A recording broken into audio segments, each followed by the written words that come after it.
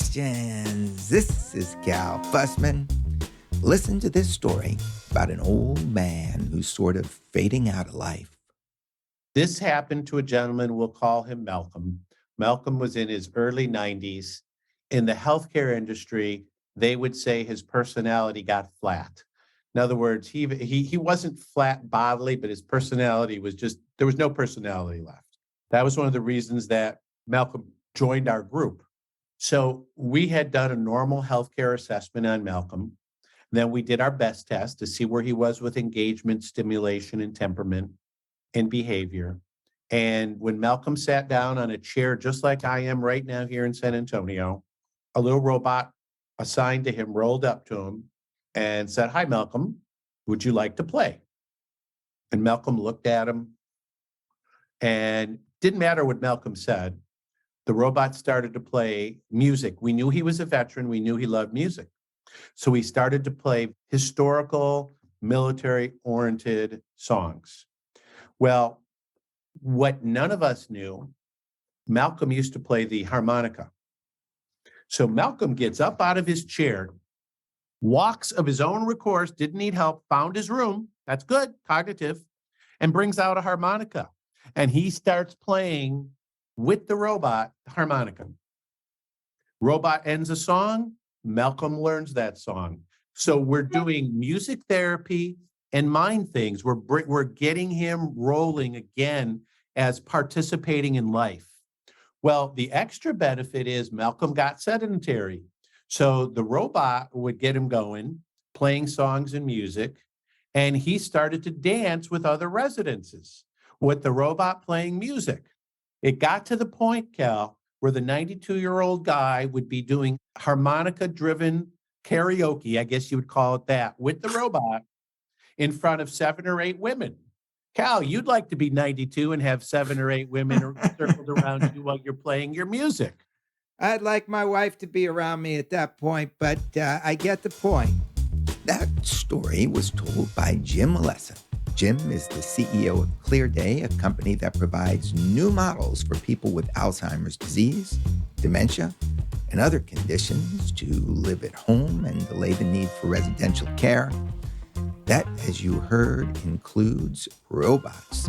Never thought I'd say this, but with 10,000 people in America turning 65 every day, that's right, every day, and a person being diagnosed with cognitive disorder every 57 seconds, that's right, every 57 seconds, buying a robot for an elderly parent or grandparent as a Christmas present may become normal. I've had a few conversations with Jim. You can get an idea of how he evolved to treat the elderly through his past. His dad died when he was 6, and Jim grew up in a home with his mom and aunt and a grandfather. He was an only child hanging around elders, and he's been thinking about taking care of people for a while. First, by managing money for others for almost 4 decades so they'd be comfortable in old age, and now through robotics. This is important because, as you're about to hear, for every 43 job openings to take care of an elderly person, there is only one person willing to do the work in America. Yes, you heard that right. During the pandemic, 40,000 people left the industry, and we're still trying to figure out a way to replenish that supply. Anybody who's listened to this podcast for a while now knows that I'm an old school kind of guy, but wouldn't surprise me if a robot was preparing breakfast for La Gloria and I in 25 years or so. That may be overstating things, or who knows, maybe understating them, but listen to what's happening in the here and now with Jim Walesa. When we say a robot, what are we looking at? 44 inches tall, 24 inches wide, and it's got a square face, and it could look you in the eye and tell if you're smiling or you're frowning. And if it's your robot at home, it could actually count the number of smiles you have that day and the number of frowns and report that to a family member or a medical professional. How about that, Cal? Oh, and this is just getting started. What's amazing is I think the first time we talked was in August. Yep. And since that time, it seems like there have been incredible jumps going forward. You're telling me that like an army of robots is heading out into the wilds of the Philippines to care for people. That is out there, no question about that. Here's one of the things that helps. We at Clearday got some press in Wired magazine, which I think you've seen that article. The headline was great. Would you trust your grandmother with a robot? And that's a catchy one, but it's an easy answer, Cal, because the generation that we serve grew up with robots in the 1950s, 60s, and 70s on movies and television. They're not afraid of them. George Jetson opens up his briefcase and there's the maid coming out. Lost in Space. Remember Lost in Space? Yeah.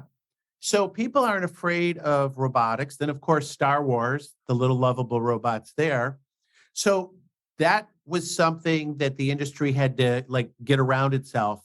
And where I'm fortunate, and I'm going to get to your question, is so much of my industry is afraid of change. They're doing things the way they used to in the 80s and 90s. And to your point, with one caregiver for every 43 job openings, if we're going to be able to take care of all of us when we age, you better have a way to do it. And we think the way to do it is age in the right place. If you need a community, our robots are there for you. If you want to try it at home, we think in 2023, no later than the second quarter, we'll be able to deliver robots in your home to help you with engagement, stimulation, exercise, physical therapy. You'd be surprised how lazy we get as we age. So a robot comes into my house and, well, it's in my house and it's showing me a video of the way I should exercise. And then I'm exercising with the video. Is it exercising with me? What's it doing? Well, it's a little bit more than that. In our robotic world, if it's in your house, we've already had one of our people help map it. So it knows your house. Okay. Then it has artificial intelligence, Cal, that it gets to know more about you. We pre-program some things that you like. So we'd always make sure somebody would have very colorful things for you. We could even figure out a way to put a hat on top of that robot for you. You know what? This is a good business idea. Robots wearing fedoras. You never know, Cal.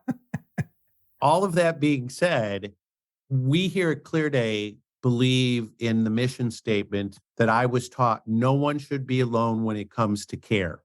So when you're sitting there and you might be a wife and a husband, wife is trying to lead her life. If it's the husband in this case, we'll call him Gus. Gus is over there. The robot rolls up to Gus and says, "Good morning, Gus. How are you?" Now, Gus hears his name and he goes, "You believe me, you get their attention." And so now Gus and the robot are having a bit of a conversation and it gets to know Gus more, but it'll eventually ask Gus a question. "Hey, Gus, would you like to watch something?" Now, a lot of times when you're at home, people default to Turner Classic Movie, which I am okay with, but it's just like cartoons. Parents hate to have their kids watch cartoons, even though it's entertaining, because it's not educational. Why should it be different for an older person? So what we do is we have our dedicated software, Clearday at Home, inside our robot. So the robot will say, "Hey, Gus, want to watch something?" And Gus, because of the assessment we did, we call behavior, engagement, stimulation, temperament, the best test. Because of that, we know what Gus's likes, dislikes are, and we keep learning more about him. So it'll say, hey, in Gus's case, he loved to travel and he loved music. So all of our streams, all of our videos are designed to be about the mind, the body, and the soul. Mind, body, soul. Just like any other human being, Cal, you're the same way. You should be working on all. So the robot's saying to him, "Hey, Gus, remember that time in Mexico? Let's go back." Yeah, exactly. And then it'll do a little bit of a travelogue about Mexico, music behind it, for 10, 15 minutes.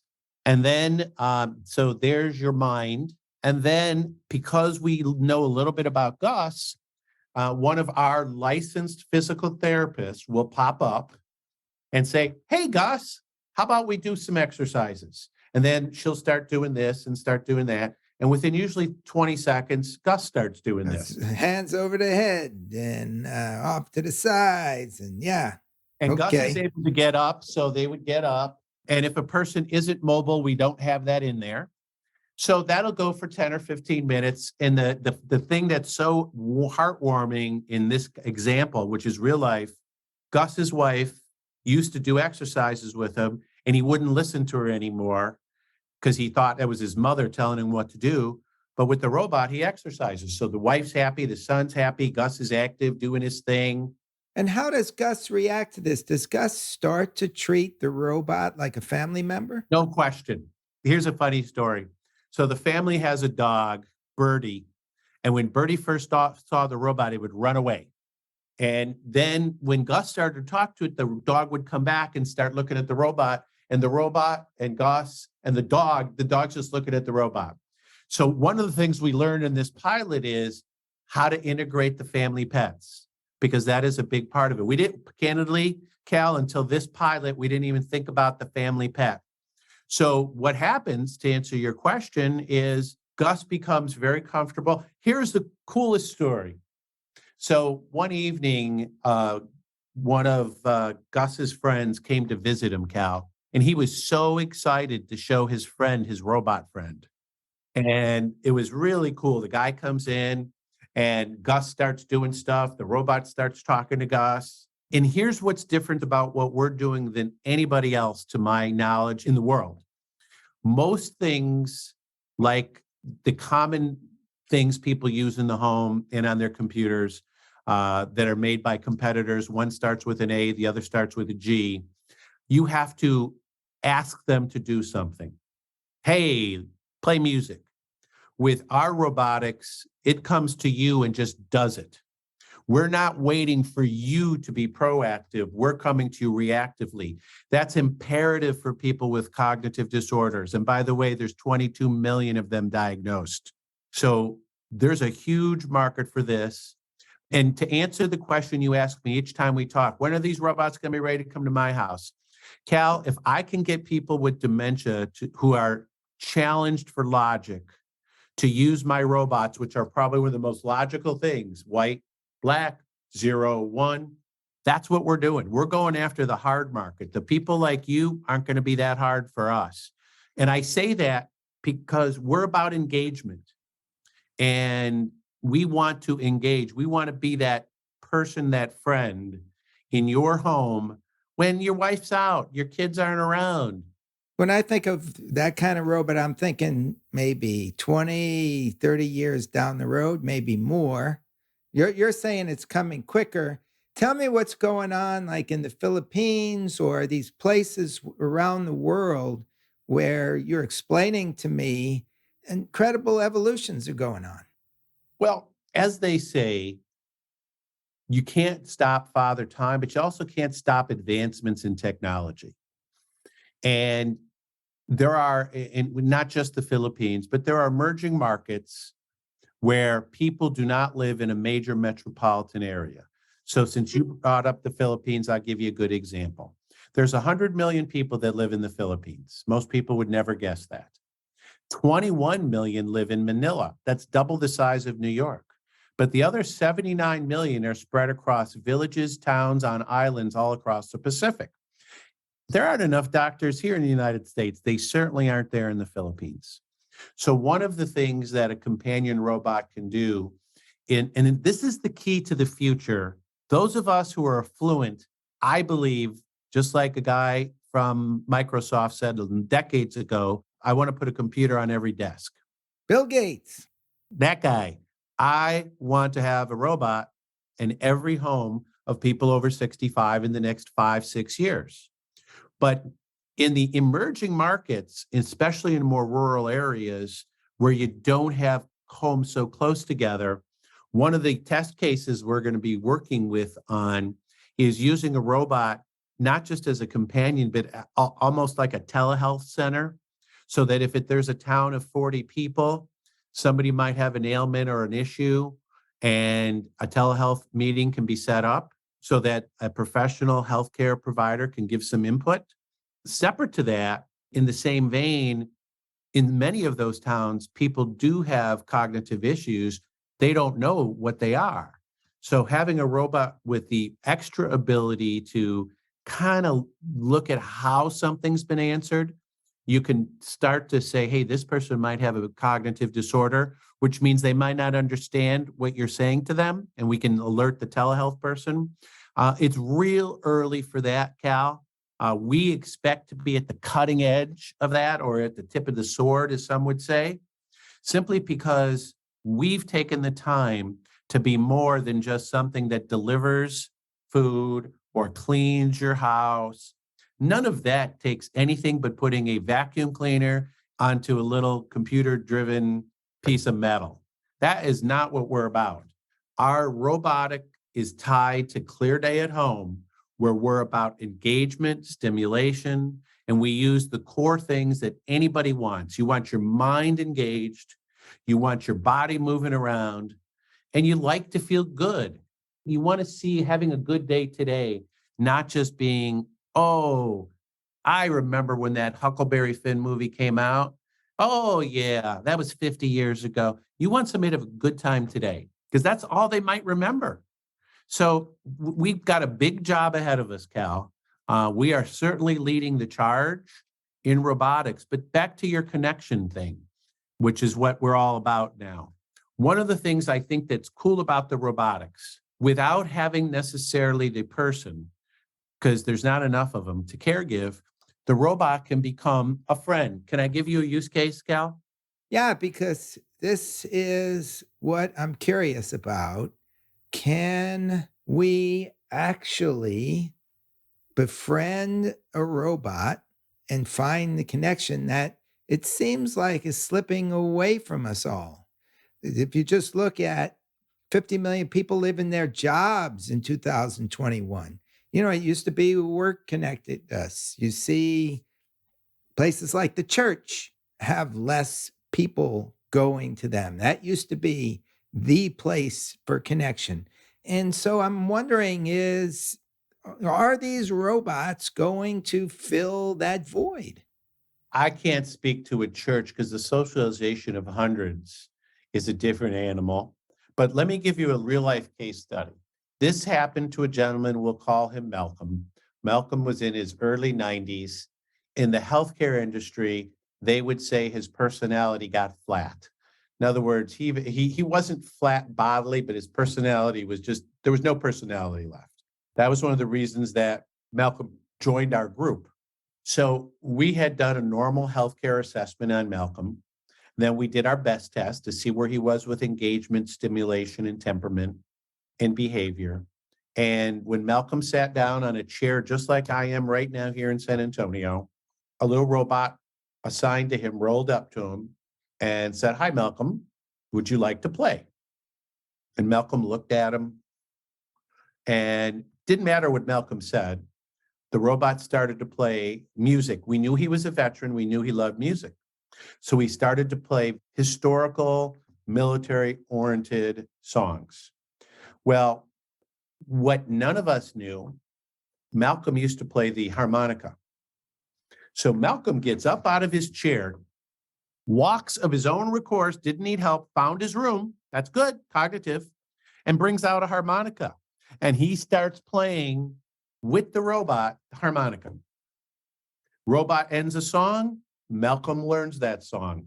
So we're doing music therapy and mind things. We're getting him rolling again as participating in life. Well, the extra benefit is Malcolm got sedentary. So the robot would get him going, playing songs and music, and he started to dance with other residences with the robot playing music. It got to the point, Cal, where the 92-year-old guy would be doing harmonica-driven karaoke, I guess you would call it that, with the robot in front of 7 or 8 women. Cal, you'd like to be 92 and have 7 or 8 women circled around you while you're playing your music. I'd like my wife to be around me at that point, but I get the point. We took a guy who had been unconnected, even though he was living with his family, and got him reconnected. His family was so appreciative of the time that Malcolm had with us before, by natural causes, he passed away. I'm sad he passed away. You made me like him. You made me like him. I was heartbroken. And this was probably 6, 7 months ago.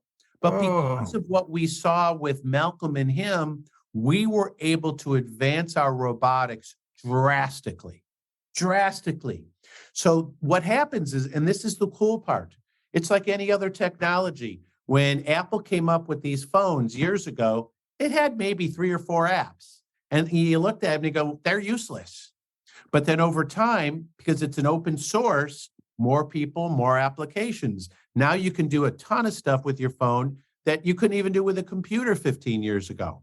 It's going to be the same thing in robotics. We are all about open source. We are the developer of applications for care, for companionship, for cognitive disorders. But we're going to open up in the coming years our open source. So if somebody says, hey, this might be a great application, we can do it and the robot can accept it. And people can even eventually, we could work with another partner, say in the home healthcare business, and that partner, to your point, needs robot to weigh somebody, needs robot to take their pulse. We can develop applications for that. Now, that's a number of years away because of FDA approval. But our robot is going to be going over under FDA approval in the next 60 days. We expect that approval in the next 100 days after that. So in the next 4 months, our robot should have FDA approval, which again, because it's a machine and it's not a pill, it's a much shorter period of time. So the more uses, the more use cases you'll develop. There's not a week, hell, it's probably going to be every 3 or 4 days now, that we don't find a new use case that we could try. I'm just thinking ahead like 25 years from now. If you're talking like this now, Yeah. it should have the robot cooking the meals and Well, that's a different type of thing. I'm not going to say it's impossible. Well, understand how we see things. We're a healthcare company. There is a huge aging American population. You might not like to hear it, Cal, but you're going to come flying there before you get your robot cooking for you. Okay, it's a different animal. It's a different responsibility. But is it possible? Yes. I mean, if you had told me that a year ago, when we developed our first, call it Mitra 1.0, that we would have had the experience we had with Malcolm, I'd have said, no way. And we are moving so far, so fast, but it's driven by what the consumer wants.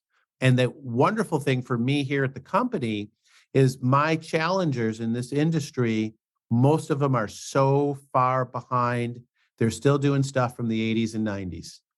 And we are moving at leaps and bounds to help support them.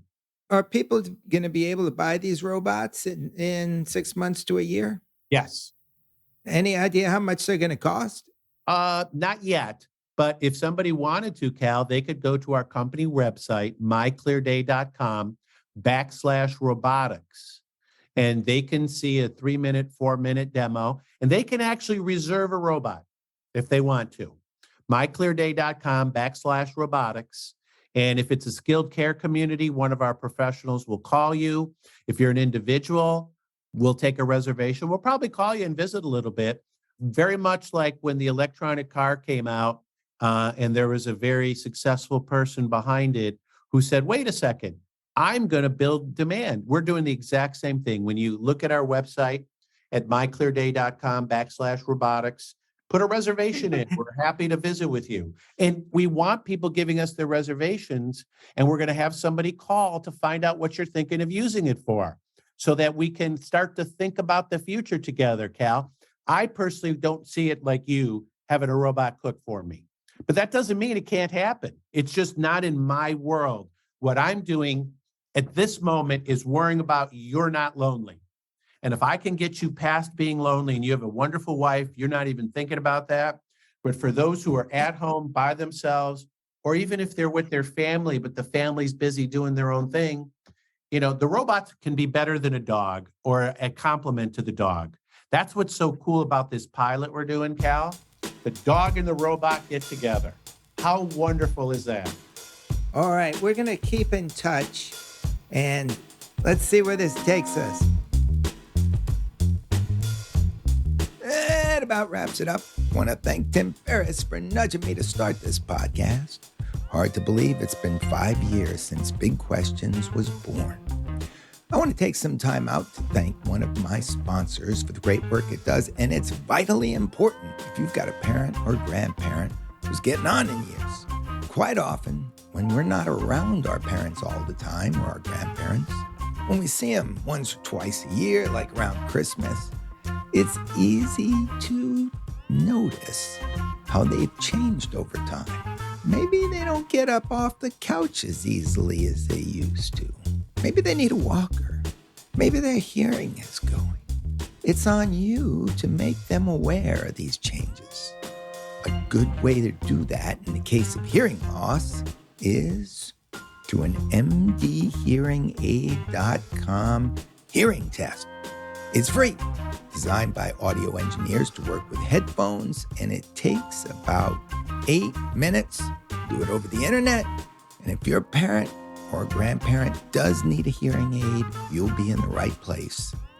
You know, a lot of older people resist. Oh, I'm not wearing a hearing aid. They're thinking the price is going to be in the thousands of dollars. But check out the mdhearingaid.com site, and you'll see that for $299, Mom, Dad, Grandma, Grandpa can have a very Merry Christmas and a Happy New Year with hearing aids that many, many satisfied customers have personally told me have been a blessing in their lives. Remember, it's been pointed out on many episodes throughout Big Questions that hearing loss can precipitate Alzheimer's disease and dementia because it can isolate a person and dull their minds. Let's not let that happen. So go to mdhearingaid.com because what we're talking about here is quality of life. Make sure your parents and your grandparents have it. My best to you and yours in this holiday season. Cheers.